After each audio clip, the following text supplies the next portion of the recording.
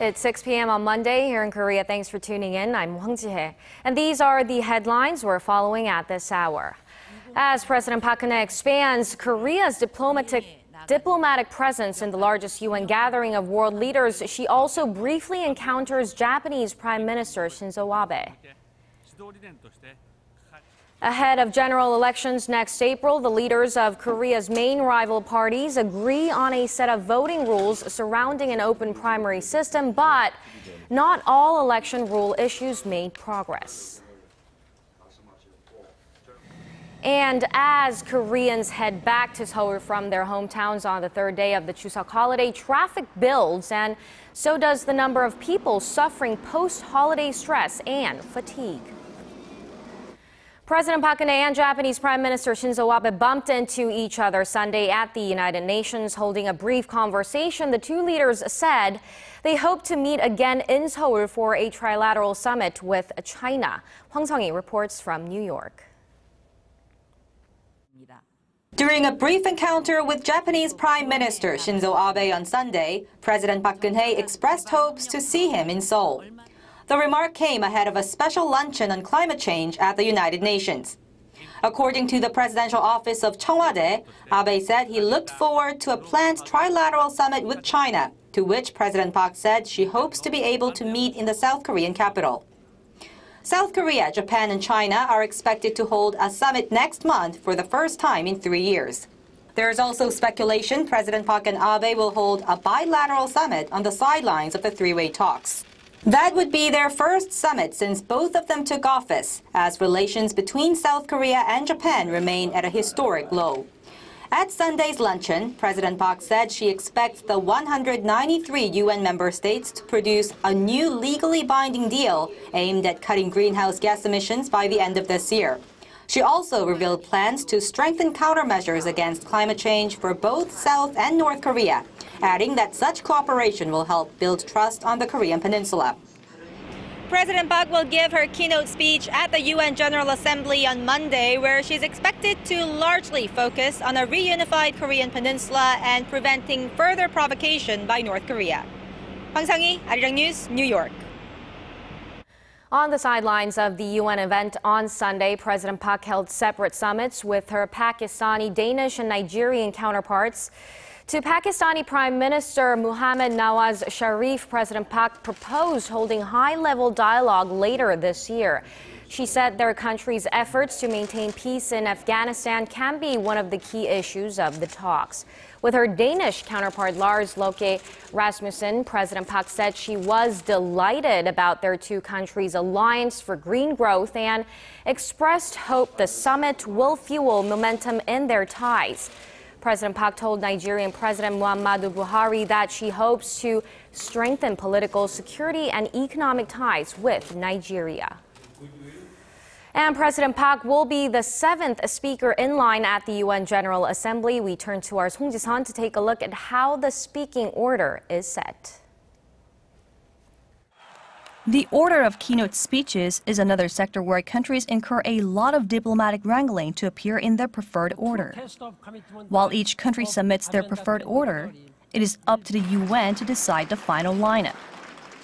Around a dozen leaders take the podium each morning and afternoon throughout the 6 days allotted for keynote speeches.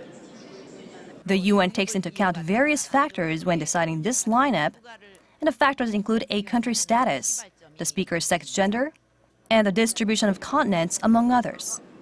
Brazil is the first to go, as a custom that started from the very first UN sessions, where its then foreign minister emceed the event. As home to the UN headquarters in New York, the U.S. is the second to address the General Assembly. This year, China's President Xi Jinping will give his first speech at the UN, following Poland's president. Speaking after Russia's President Vladimir Putin, President Park is anticipated to call for international cooperation on issues facing the Korean peninsula and to lay out ways Korea can better contribute to the current world challenges facing the UN. Last year, in her first appearance, she delivered her vision for a peaceful, united Korea. Japanese Prime Minister Shinzo Abe will deliver his speech on Tuesday, as he's categorized as head of government, not as head of state, which would be the reigning emperor Akihito.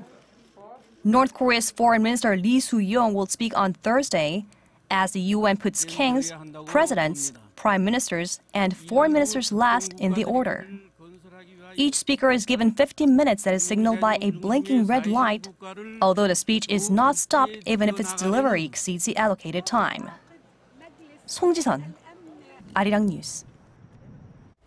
Korea and the United Nations share a very special relationship that dates back to the 1940s. Through to now, Korea has transformed from a war-torn aid recipient to a donor and homeland of the current UN Secretary General. Our Han-dang gives us a look back at Korea's partnership with the world body. A special bond between Korea and the UN was first formed back in 1948. When the government of the Republic of Korea was established after Japan's colonial rule came to an end. Korea was able to lay the foundation for rebuilding after liberation, thanks in great part to the support from the United Nations.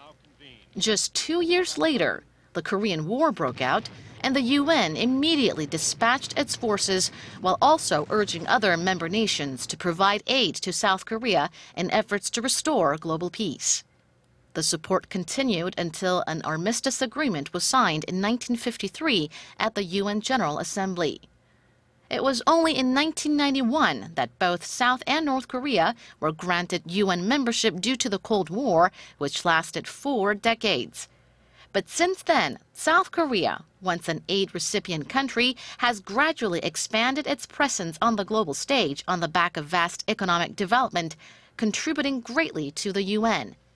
In 1993, South Korea became a member of the Economic and Social Council for first time, and in 1996 advanced as a non-permanent member of the Security Council.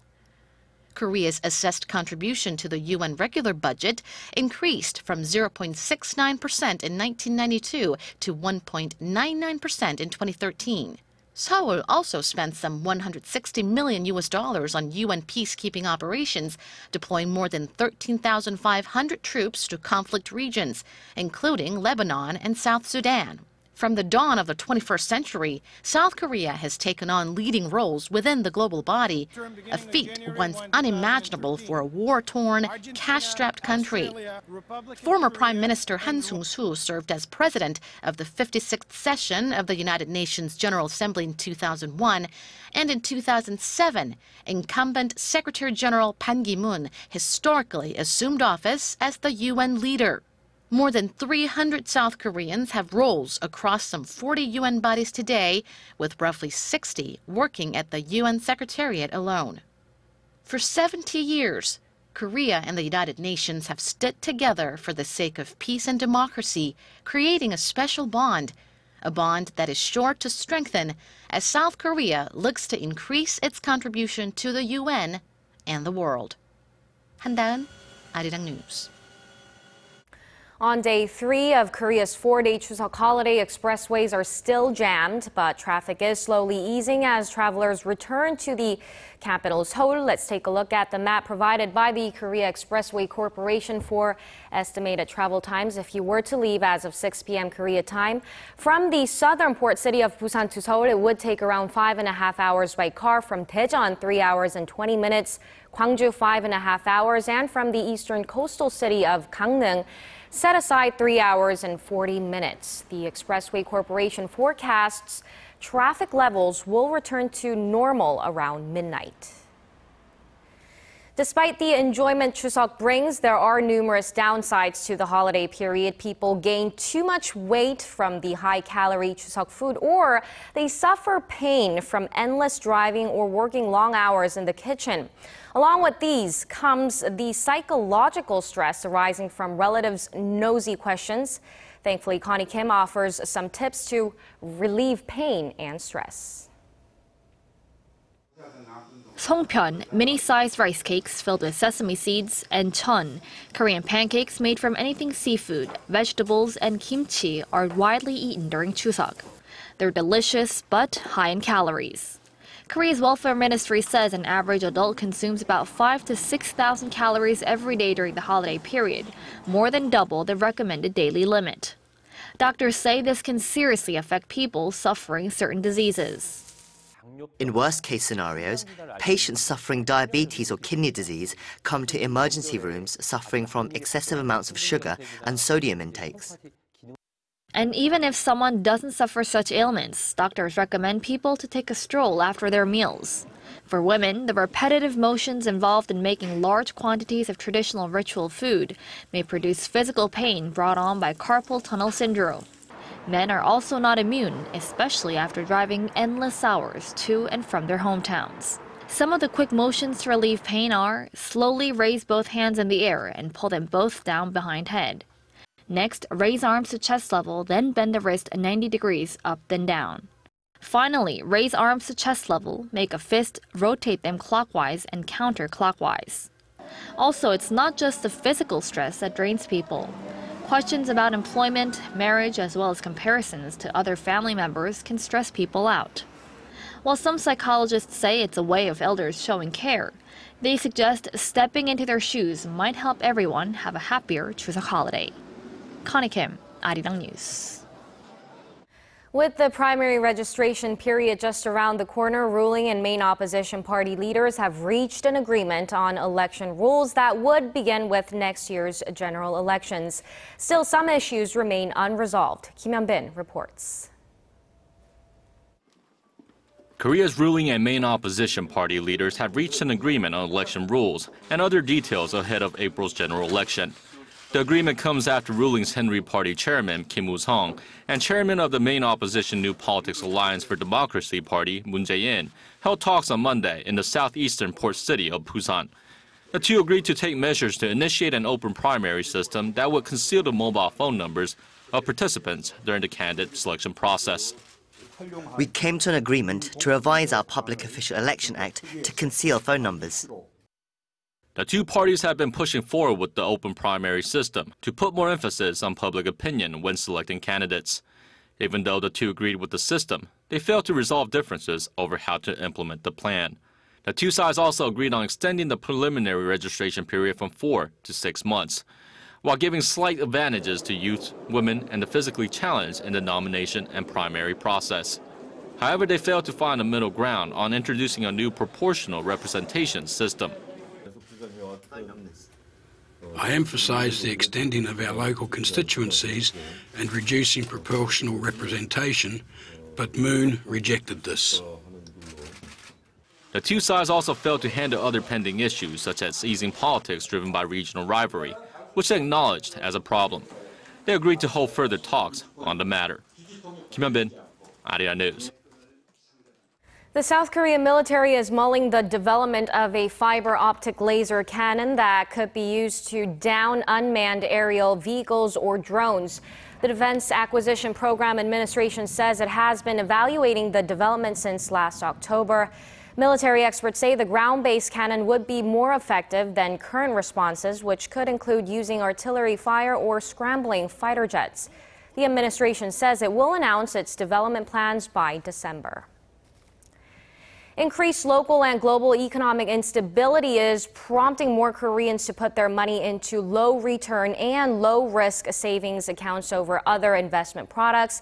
According to the Bank of Korea on Monday, the biggest increase in household assets came from cash deposits, representing some 56% of the total net inflow.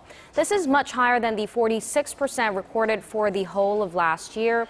Also, the amount invested in long-term products is more than double that invested in short-term products. Such choices are being made because non-banking financial institutions are providing deposit and savings products with slightly higher interest rates than the major banks. Pope Francis wrapped up his historic 6-day visit to the United States with a message of hope for families and consolation for victims of child sexual abuse. He sent a bold message to clerics responsible for such crimes, saying the church will not idly stand by. Sun Jung-in has more. Speaking to bishops in Philadelphia on the last day of his first U.S. visit, Pope Francis renewed his commitment to punish those clerics guilty of sexual abuse. It is an issue that has plagued the church for over a decade. God weeps for the sexual abuse of children. These cannot be maintained in secret, and I commit to a careful oversight to ensure that youth are protected and that all responsible will be held accountable. His remarks came after meeting privately with a group of adults who were sexually abused as minors by clergy or teachers. In his address, the pontiff also spoke about the difficulties of supporting the family structure in a rapidly changing world. On Sunday, the Pope also met with around 100 inmates at a Philadelphia jail to speak with them about forgiveness and redemption and to share words of hope. The 78-year-old pontiff ended his trip with an open-air mass on Philadelphia's Benjamin Franklin Parkway, where hundreds of thousands of faithful had gathered for the biggest event of his visit. Before boarding his plane to Rome, he thanked all involved in the visit, saying he was leaving the country with a heart full of gratitude and hope. 손정인, Arirang News.